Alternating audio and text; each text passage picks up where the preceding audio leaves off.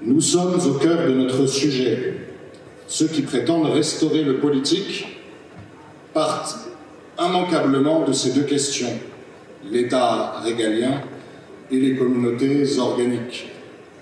Ce sont des notions chargées, et comme toute notion chargée, ce sont des notions piégées. Que désigne une communauté organique?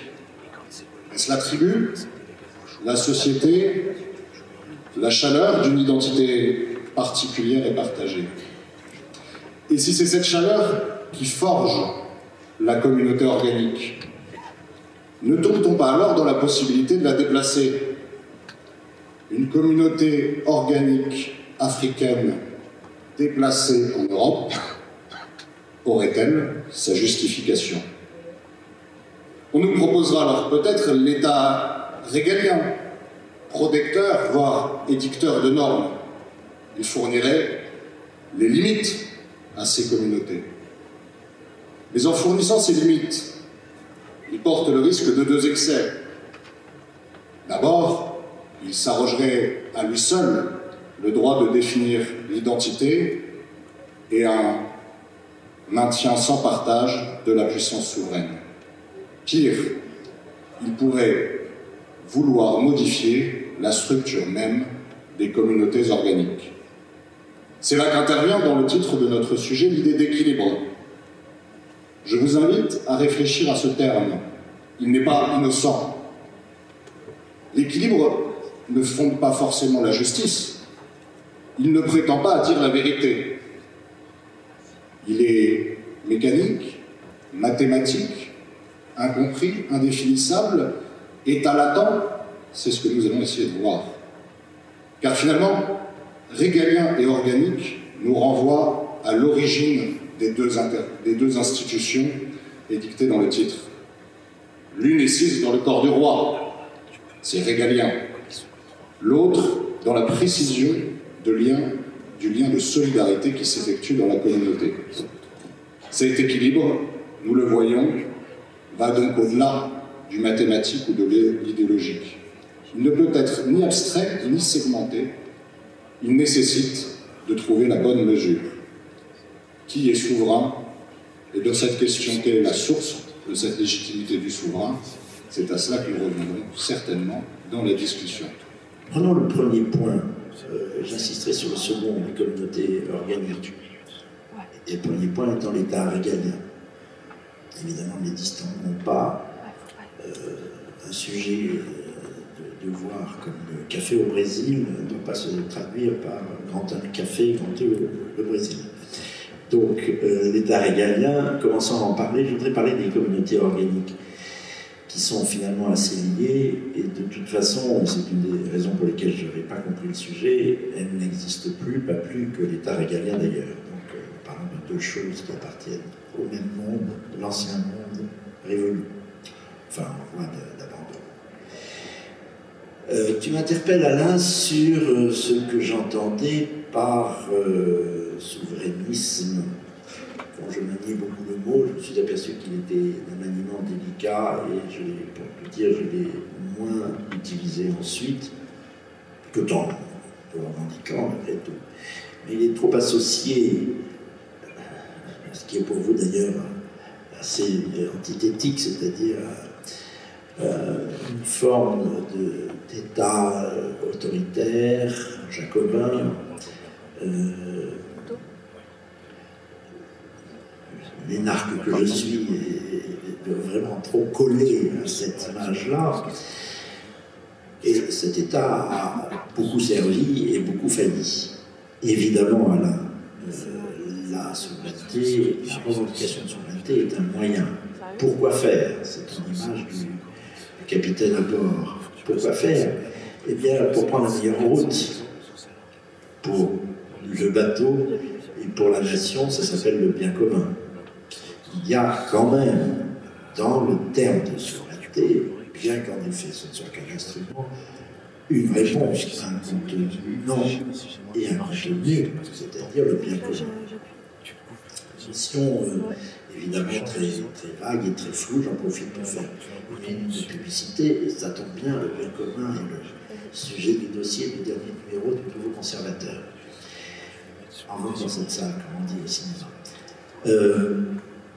Alors, il se trouve quand même que cette affaire de bien commun n'est pas secondaire. Pendant très longtemps, alors c'est complètement perdu de vue tout cela, je pense que ça ne reviendra pas. Le service du bien commun, la politique était un service du bien commun. Ça, c'est le schéma traditionnel qui est inclus dans le schéma souverainiste. Consiste en effet à servir le peuple, non seulement par une politique menée pour le peuple, c'est la dialectique royale en fait, mais directement par l'élection ou indirectement par, je dirais, l'affection par le peuple. Et évidemment, on ne pense pas, pour te répondre là encore, Alain, à la défense d'une souveraineté qui ne serait pas populaire, directement ou indirectement.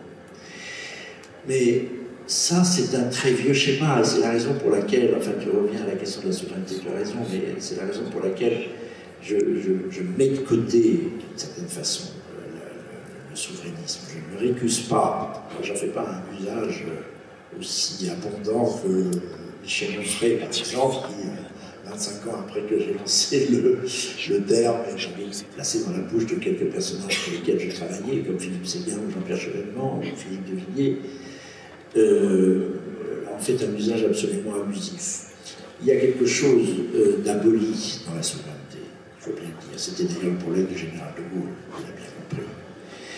Il y a quelque chose d'aboli dans ceux dont la souveraineté n'est que l'instrument, c'est-à-dire le service du bien commun.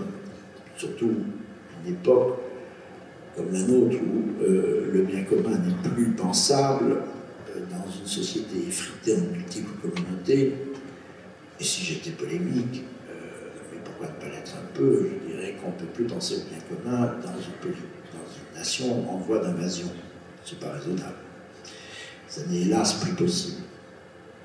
La dialectique se déplace. Et c'est pour ça que je voudrais dire un mot sur les communautés organiques, qui elles aussi ont disparu. Il faut penser à la disparition, au fond, des deux termes du sujet qui nous est proposé. Communauté organique, c'est à la fois, comme disait Ferdinand Tönnies, le sociologue allemand, Gemeinschaft et Gesellschaft, c'est-à-dire les communautés naturelles, la famille, la tribu, le village, la province.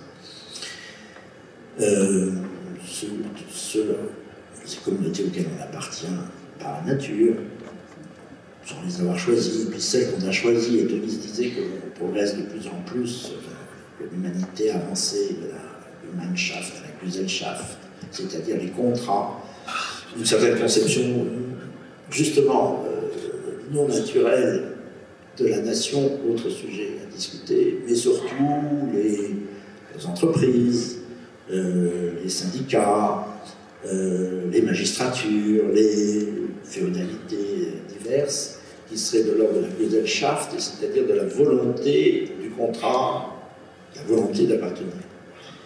Et à bien y regarder, tout ça s'est effacé.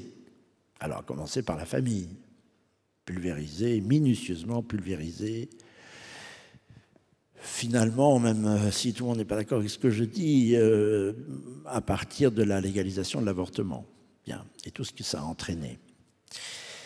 Ensuite, puisque l'enfant est constitutif de la famille, de toute façon, et que jouer avec cela, c'était déjà pulvériser la famille. Et tout ce qu'on avait ensuite, jusqu'à la GPA, etc.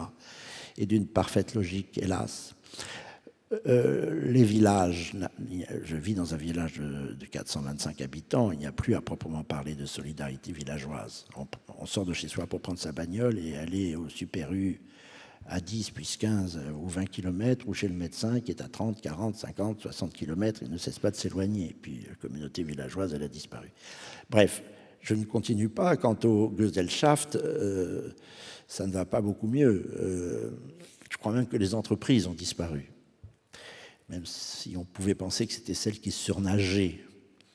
Les magistratures ont disparu, puisqu'elles sont toutes aux ordres de quelque chose qui les dépasse.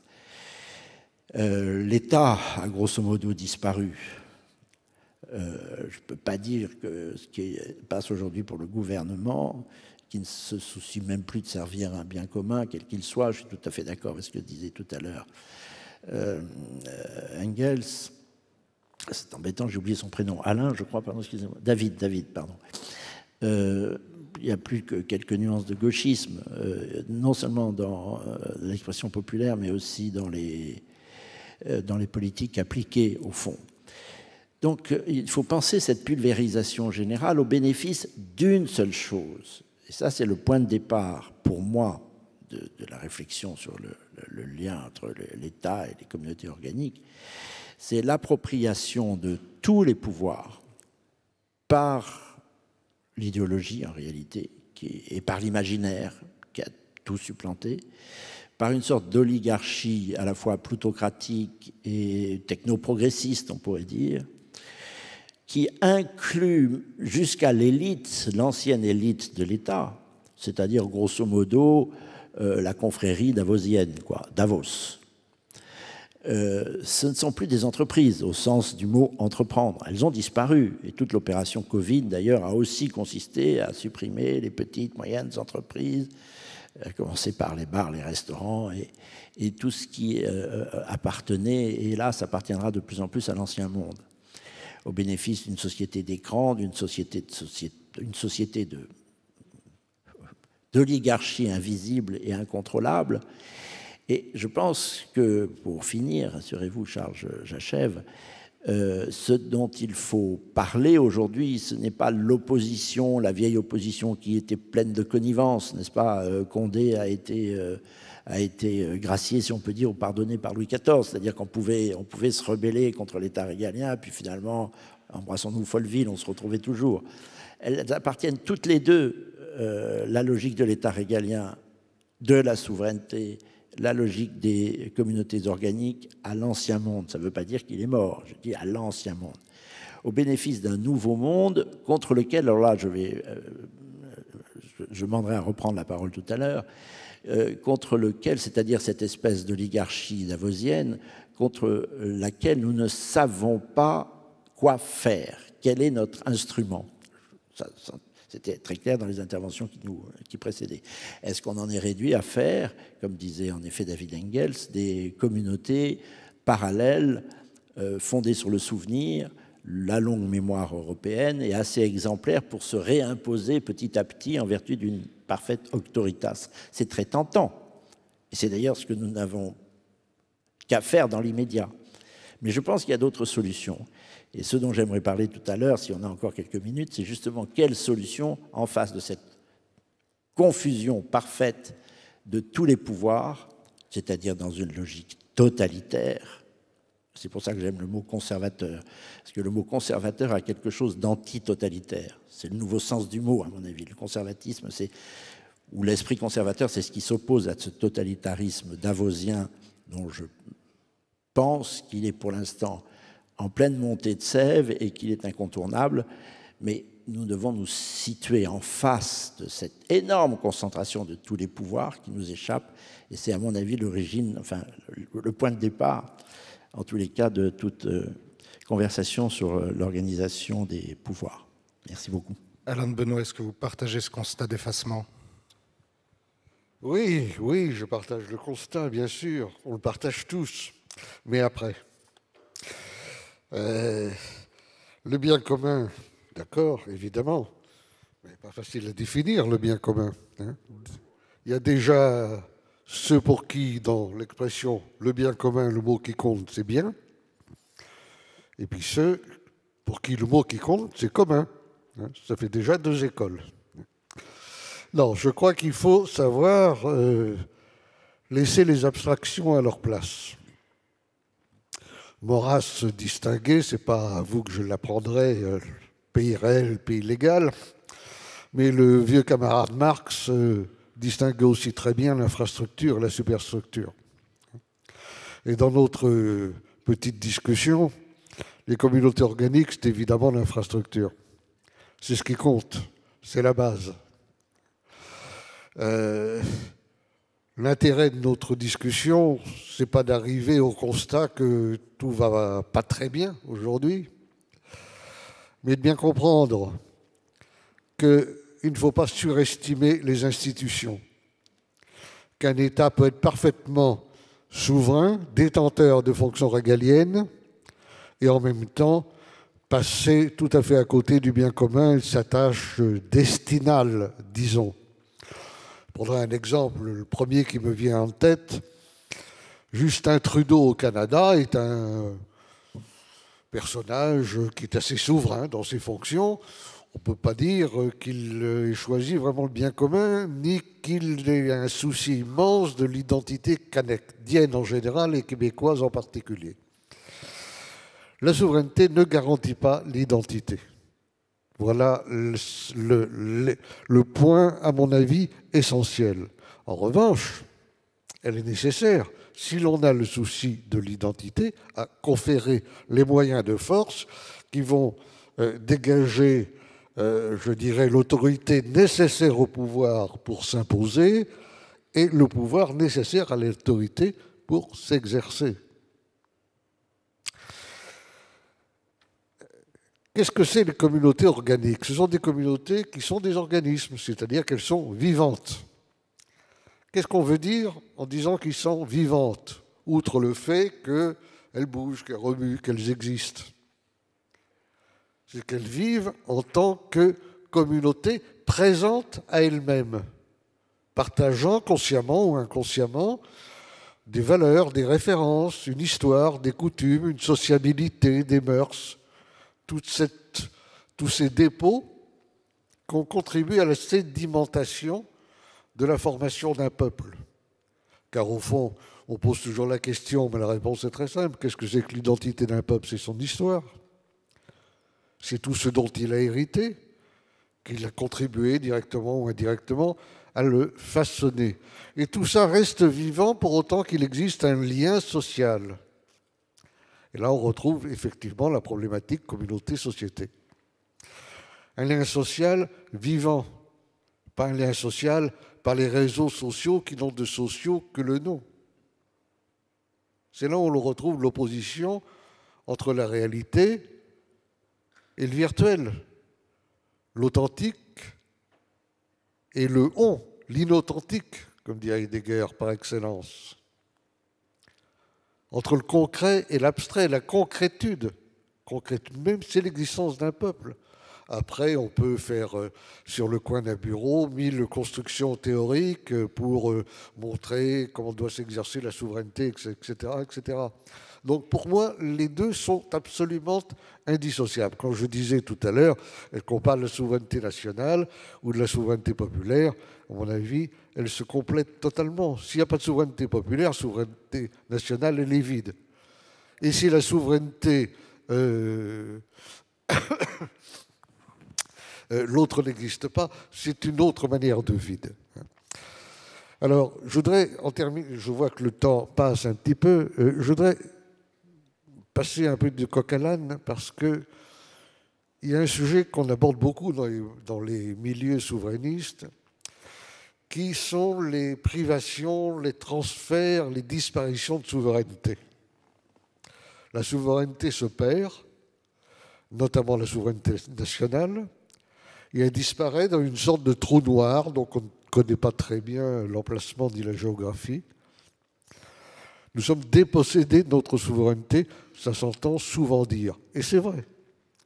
Mais je dirais que je suis un peu frappé de la façon dont les souverainistes désignent comme responsable de ces dépossessions de souveraineté presque exclusivement Bruxelles, la Commission européenne, l'Union européenne, etc. C'est-à-dire cette dépossession qui fait que l'on a enlevé aux différentes nations, aux différents États, le pouvoir de décider souverainement, effectivement, de leurs lois.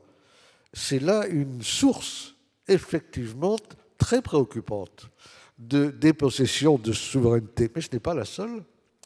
Il y en a une autre dont on parle beaucoup moins, c'est la privatisation des fonctions régaliennes. Nous disions tout à l'heure, et nous en étions d'accord, que les fonctions régaliennes, ce sont celles qui doivent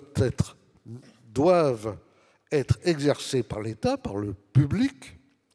Pourquoi? Pour ne pas tomber dans les mains du privé, de la logique du privé et des lobbies, de la logique, l'axiomatique des intérêts qui caractérise le secteur privé. Or, à quoi est-ce que nous assistons depuis plusieurs décennies déjà? C'est à une privatisation de la police, privatisation de la fonction judiciaire, privatisation des prisons, privatisation de l'armée. Les fameuses compagnies militaires de sécurité. Aujourd'hui, tout le monde vous parle des zigotos du groupe Wagner. Hein, groupe Wagner qui s'agite un peu partout. Le groupe Wagner, c'est une compagnie militaire de sécurité, comme les Américains en ont créé des dizaines et des dizaines. Ce qui est très intéressant, c'est que les compagnies militaires de sécurité, c'est un nom élégant pour parler des mercenaires, hein, mais c'est qui font une guerre au service d'un État en tant qu'organisation privée, ont des effectifs qui sont plus importants que ceux de l'armée américaine. Donc on assiste bien à une privatisation de l'armée. Dans un autre domaine, il paraissait jusqu'ici, jusqu'à il y a peu de temps, évident que seuls les gouvernements pouvaient se lancer dans des aventures spatiales, hein, envoyer des hommes sur la Lune, fabriquer des satellites, des stations spatiales, etc.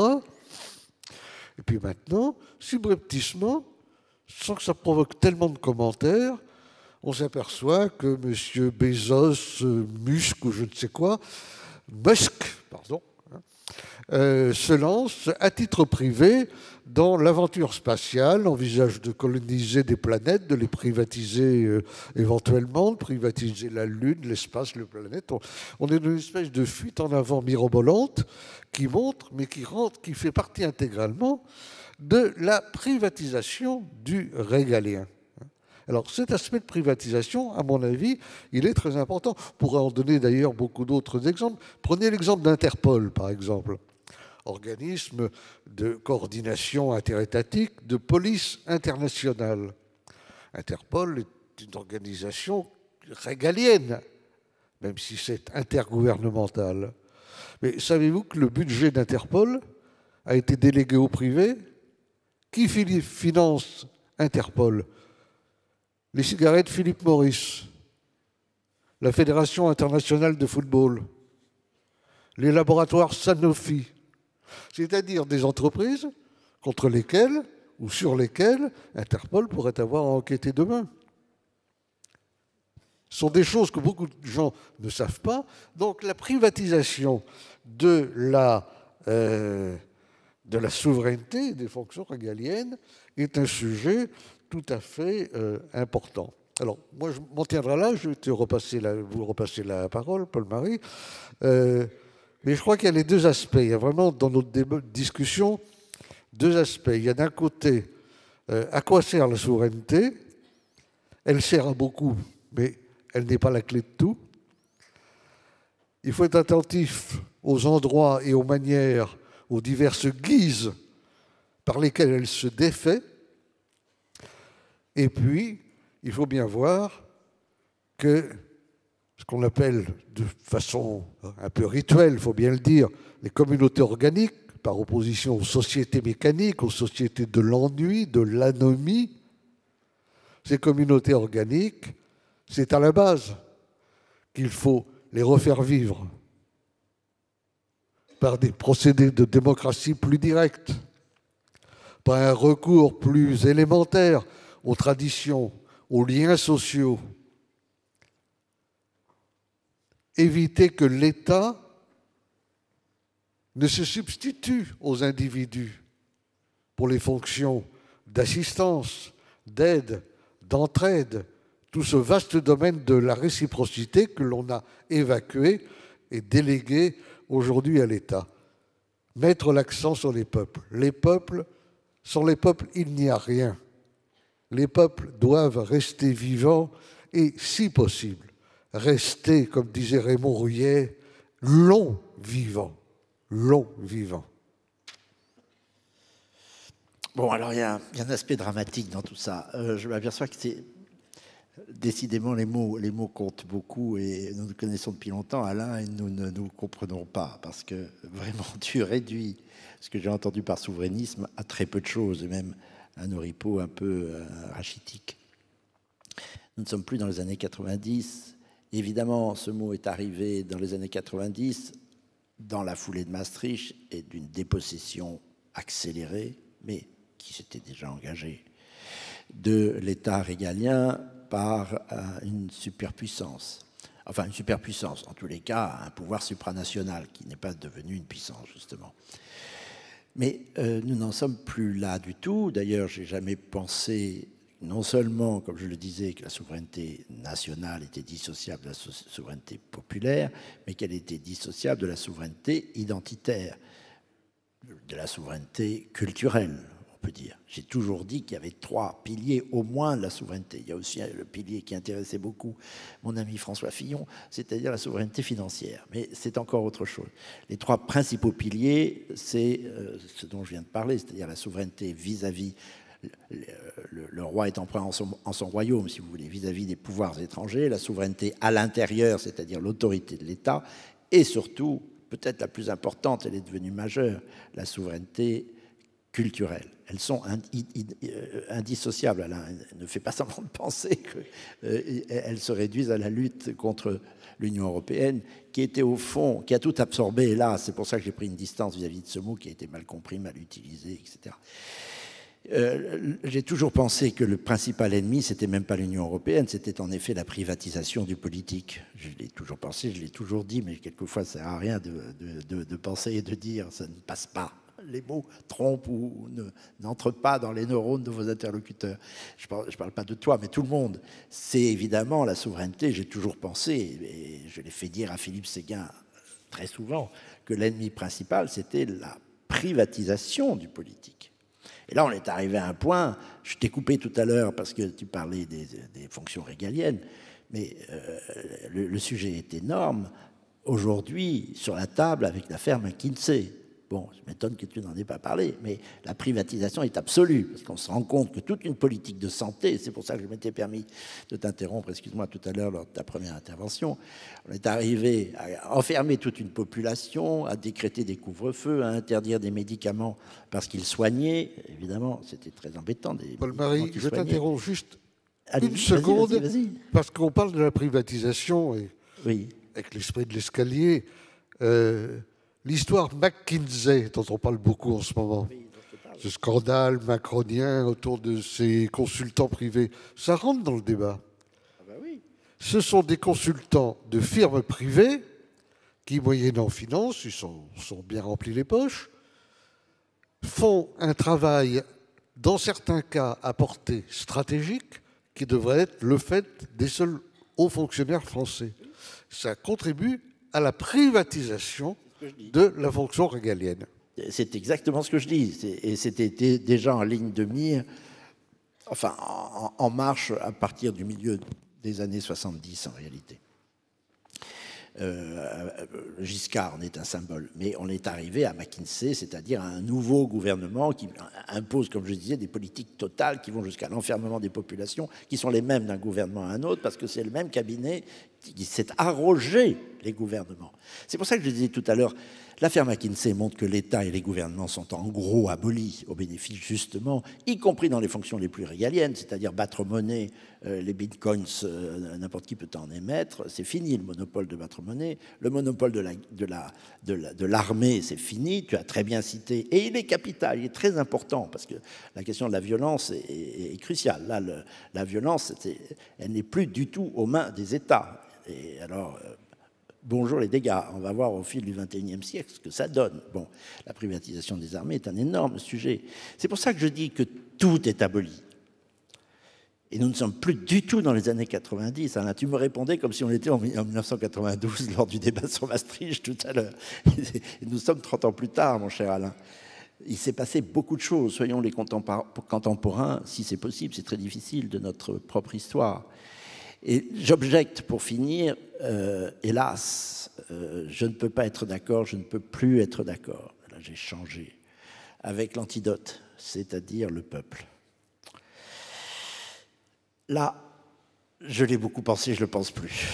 Je ne sais pas s'il y a encore des peuples, je ne sais pas s'il y a encore un peuple français. Non seulement parce que je faisais référence à l'invasion, au grand remplacement. Je trouve très modéré d'ailleurs le terme de grand remplacement, on le trouve extrémiste. Moi j'aimerais plutôt parler d'invasion. Je cherche des yeux Renaud Camus, je ne sais pas s'il est quelque... Je trouve, cher maître Renaud Camus, que vous êtes d'une modération coupable en parlant de grand remplacement. En fait, c'est une invasion pure et simple. Et c'est une invasion tellement consentie qu'on se met à douter de l'existence même d'un peuple. Parce qu'un peuple, normalement, quand il est envahi, hein, il réagit. On l'a encore fait en 40. Bien. Mais il y a encore pire. De quoi cette anomie populaire est-elle le signe? C'est que déjà le peuple n'existait pas, n'existait plus. C'est le ballottage de De Gaulle en 65 qui l'a stupéfait. Il croyait qu'il avait 80% des gens derrière lui. Il portait tellement le bien commun. Mais il y a une phrase terrible de Henri Gobard. De Gaulle se faisait une certaine idée de la France pendant que les Français se faisaient une certaine idée de l'Amérique. Ce peuple, Alain, il a déjà été pulvérisé. Et depuis, s'il faut une date, 1917. Par l'imaginaire européen et national. Ils sont pas opposables. Je suis d'accord là-dessus. Attends, là, vraiment, je finis, c'est important. J'espère que tu vas me répondre. Je ne sais pas si on va dépasser notre temps, mais il faut bien comprendre que la dépossession nationale a commencé il y a un siècle. Elle a commencé avec le mythe, je dis bien un mythe, du sauveur américain. Vous savez, les Américains sont arrivés soi-disant en 1917 avec Pershing en juin 1917. Ils ont aligné à peu près personne jusqu'en avril 1918. Qu'est-ce qu'ils ont fait pendant un an? Ils ont fait du cinéma. Ils ont fait des expositions dans toutes les villes de France sur le thème « Le sauveur américain est là ». Et le cinéma a commencé à ce moment-là. Après est arrivé justement le cinéma, la musique, le jazz, le chewing-gum, et tout notre imaginaire, c'est ce que nous constatons ici. Tout notre imaginaire a été confisqué par l'imaginaire américain. C'est pour ça que je dis, je répète, je l'ai encore dit hier après-midi avec quelqu'un dont le nom est désormais très connu, Éric Zemmour. Je lui ai dit, tu te trompes de cible.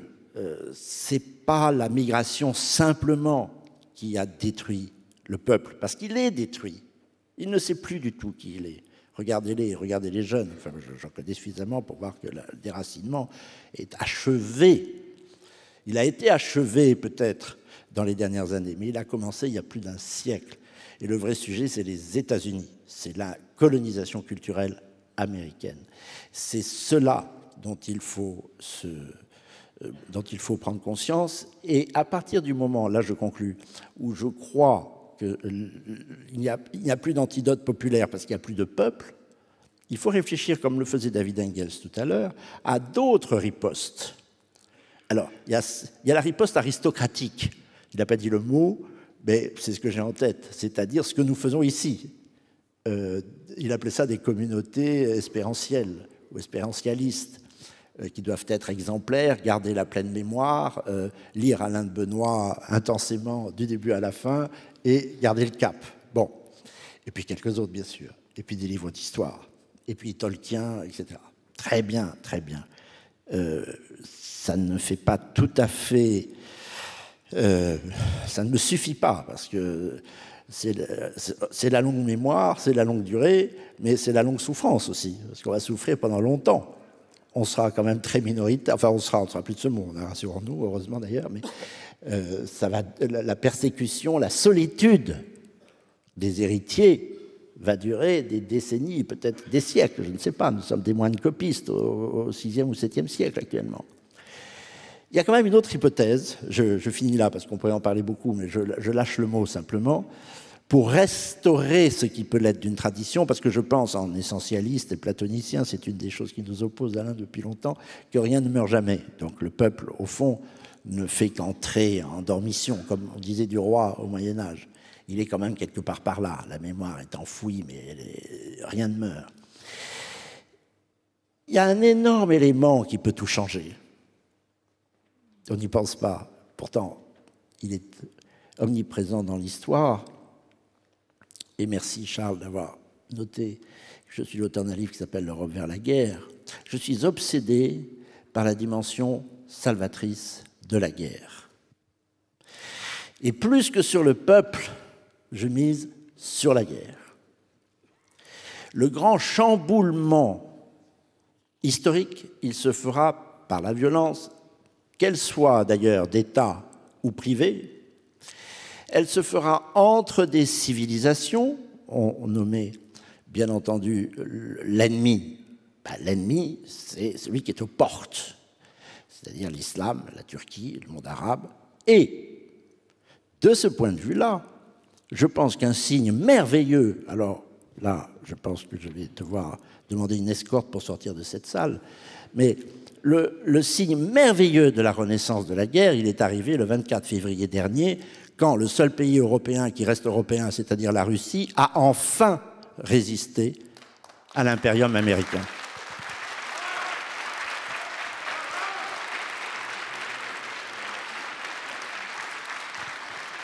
Bon,